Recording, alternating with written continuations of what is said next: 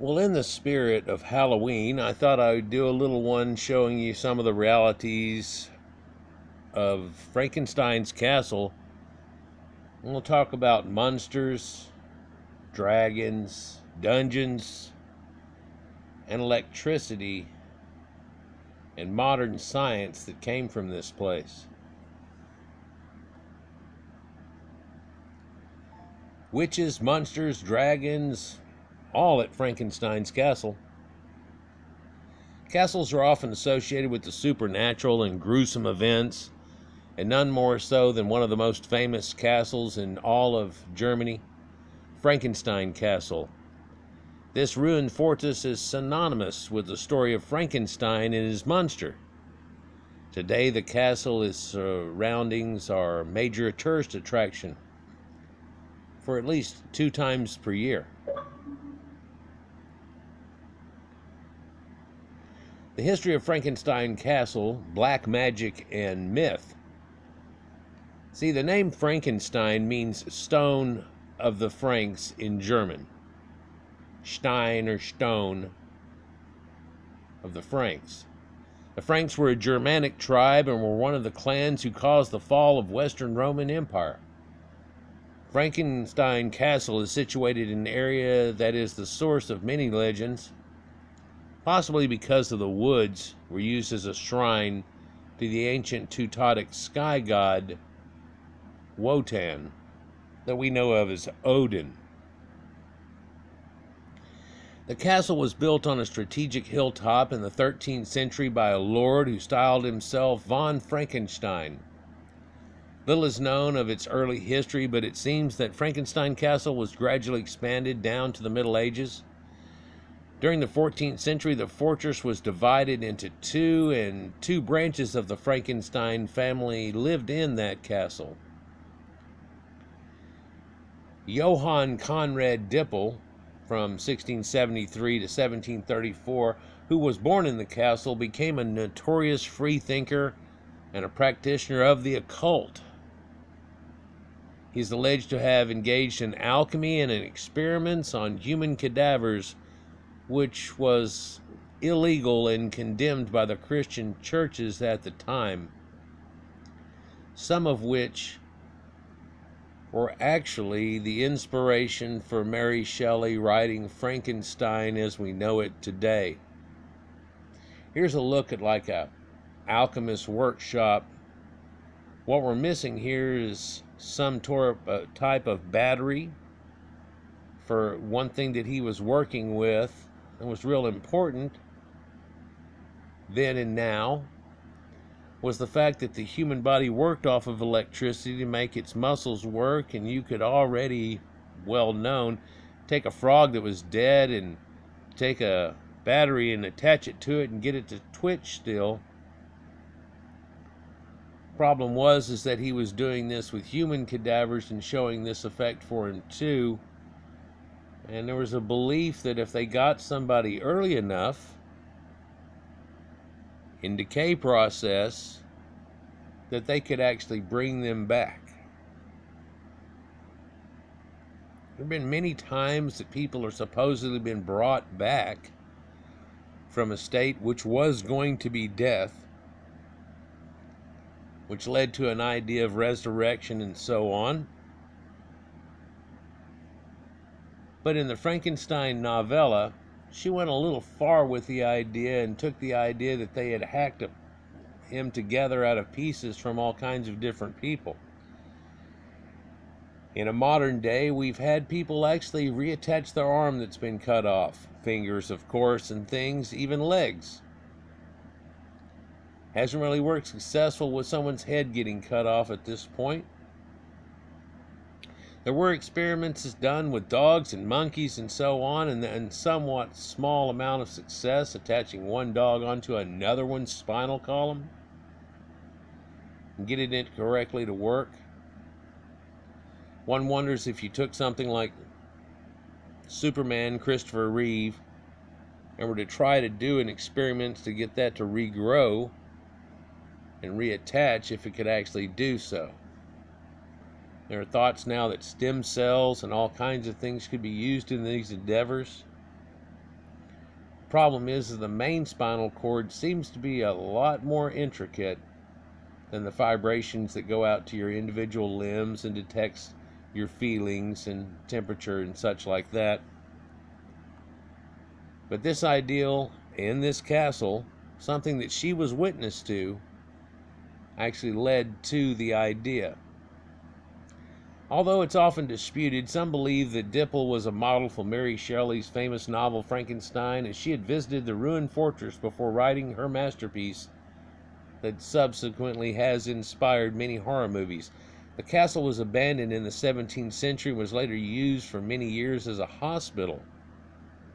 During the 18th century, the castle was the site of a gold rush, as local fortune tellers intimated that there was gold to be found near the castle, but none was ever found. Frankenstein Castle was partially rebuilt in the 19th century as a result of its association with the classic horror story. The castle has since been a major tourist attraction and often visited by ghost hunters, so naturally it is very popular during Halloween.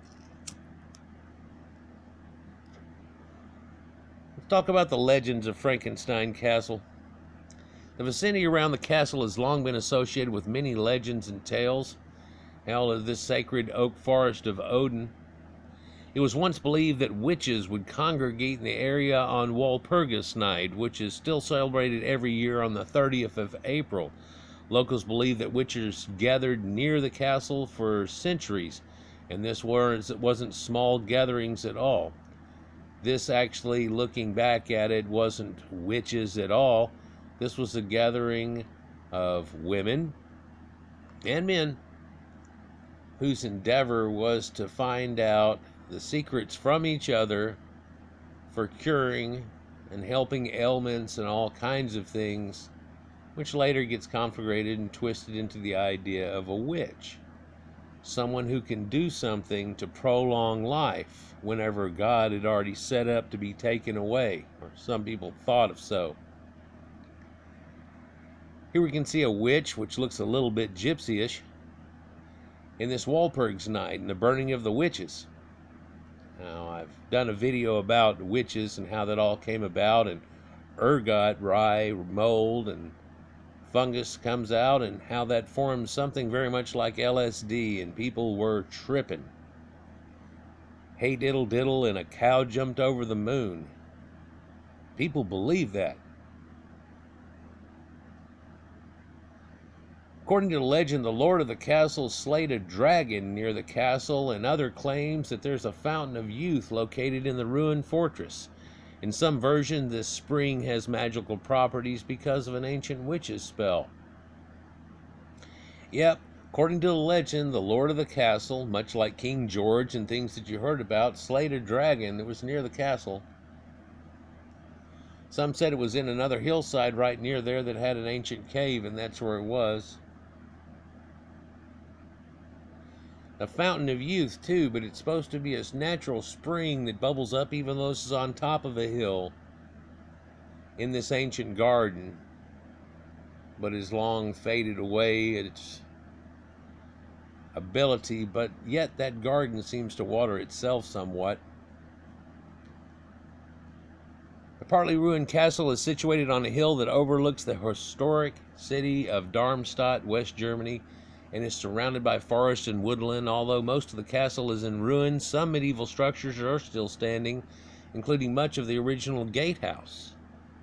Fine examples of medieval Romanesque windows and tracery on the walls still stand, but the ruins are blocked off for health or safety reasons. They're worried about it caving in and things like that, so you can only really see it from a distance. Here we can see a depiction of the actual doorway that was at Frankenstein's castle, and though we have, from movies, a lot of weird and odd ideas of this concept and what it would be like to knock on that door, kong, kong, kong, the reality was a little bit different. People always wonder what was happening in these giant castles. That these lords had sway over a major portion of the land. A lot of the farmlands and so on. A lot of ideas are taken out of this, of people that reenacted ideas like Dracula. There are stories that some of them have been found true, of ladies killing young girls for their young blood to try to rejuvenate her own life and keep her young. Quite an intricate little doorway here, but it's just attached to a piece of a wall. The wall doesn't go up anymore. Create a roof that's one level deep, and then over here two, and you can see the tower over there. It goes much further. You see, this man had a desirable daughter too at one time. She lived up there in this largest tower, and I believe it was before they rebuilt it to look like this, and some say there was only one tower. That suitors would come, but he was not going to let just anybody marry her daughter, and many were turned away by this dragon. There are tales where this same type of thing, not here, happened before, and they were killed by that dragon.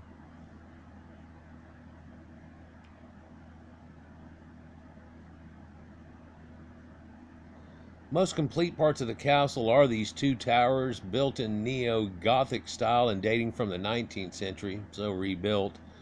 Sections of the original ramparts are still intact, and they offer a spectacular view of the region. Herb garden situated at the back of the old castle is purported to contain this fountain of youth. Funny how we hear about that in so many places. The nearby chapel and graveyard, which has many historic headstones, can be visited.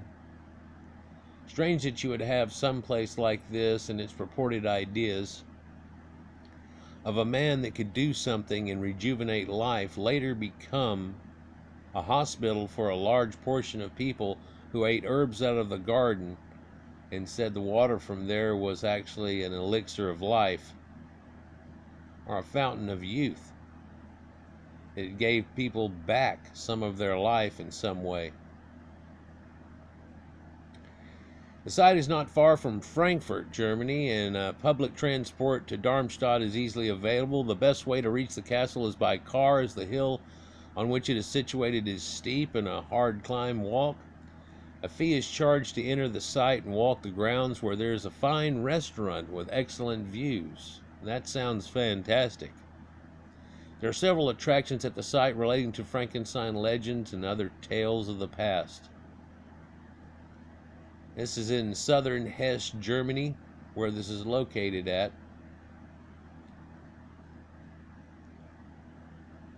The ancient doorway we've heard so much about.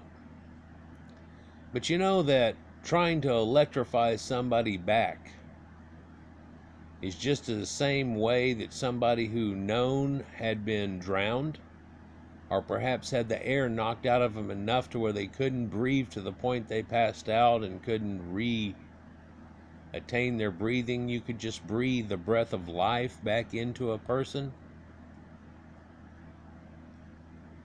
But what they were doing here at this point were figuring out that electricity caused the charges to run through the body, and our heart works on the same type of thing. And like that frog that they twitched and got going again, our modern day defibrillators, through a strange series of events, comes down to us from this concept of a person who gets tachycardia and his heart won't work correctly, and by a severe shock that's run through it puts that electric back in stasis in a correct way, and you can bring somebody totally back to life. It's happened hundreds of thousands of times now. I think it's amazing. Some of the things that people did in the old days on the cutting edge of medicine were very gruesome, because they were dealing with human cadavers. Even in our modern day testing and things like that we feel we have to do so we don't make a mistake for all of humanity, is kind of gruesome too in some lights. We don't even want to hear about it. But this is one instance where that knowledge and the finding out of something that has to do with us itself, though a long way, has brought about a way to save human life and prolong it. My father had a modern day pacemaker in him that kept him going for quite a few years, in fact, decades longer than he probably would have. His heart kept going into rates that it couldn't sustain. And this machine, which was smaller than a pack of cigarettes sitting up on his chest and still allowed him to play golf and everything as usual, would get kicking with his heart in the off rhythm and get it back into an on rhythm. If it couldn't get it corrected right, it would shock you hard and then start it over again. That's the one thing at the very end that started showing us, is he kept getting shocked over and over again, but it kept him going for weeks. At that point, doctors tried everything that they could. Strangely enough, the doctor that did the procedure to try to get it to attach to another part whenever one portion of his heart was failing due to lack of blood pumping into it, was going to make it twitch through the tachycardia device, the pacemaker, in the exact order it should be to make it work correctly, and he could not get it to work. But we found out from him just a few weeks later he had something like that happen again, and he spent the many hours trying to make it work, and it actually worked. We as a family never found out how long that procedure was able to sustain him and keep him back going again. But it's another way that you can find a way that electricity is able to help us out and do so much more. It's strange that they came up with this idea and said, hey, well, yeah, there's this one part's collapsing, it's not pushing through good. That starts sending him into tachycardia. So if we could get that to twitch faster, right in beat, right when it should, right at the right time, that should go away. It almost worked, but it was amazing that we had him for the last 17 or 20 years that we had him. Actually, he had a heart attack that was known as the widowmaker, where a main vein down the back of your heart shuts off, and because of that your chambers just tighten up like you choke off your hand, and you can no longer use your hand because of blood flow cut off. But because he had had tachycardia as a child for so much, he had a huge web network of veins going around his heart, and they helped keep the muscle that was choked out going for more than 20 years more.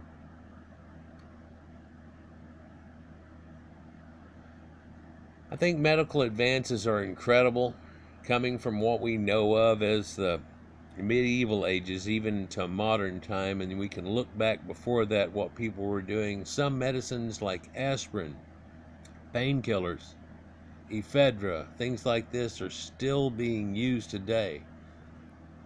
Things like pot are finding out that they actually do have a medicinal use, and they used to use it all the time back before. But of course, with this modern war on drugs that we tried to go through, and strange things in humanity that are really trying to be a controlling event, eventually lead to a more understanding of our connection to the natural plants and this earth, and we figured out how to prolong people. Quite often the area and time that I talk about, people used to live 35 years on average. That means there's a lot dying at 20, but a lot that made it to 50.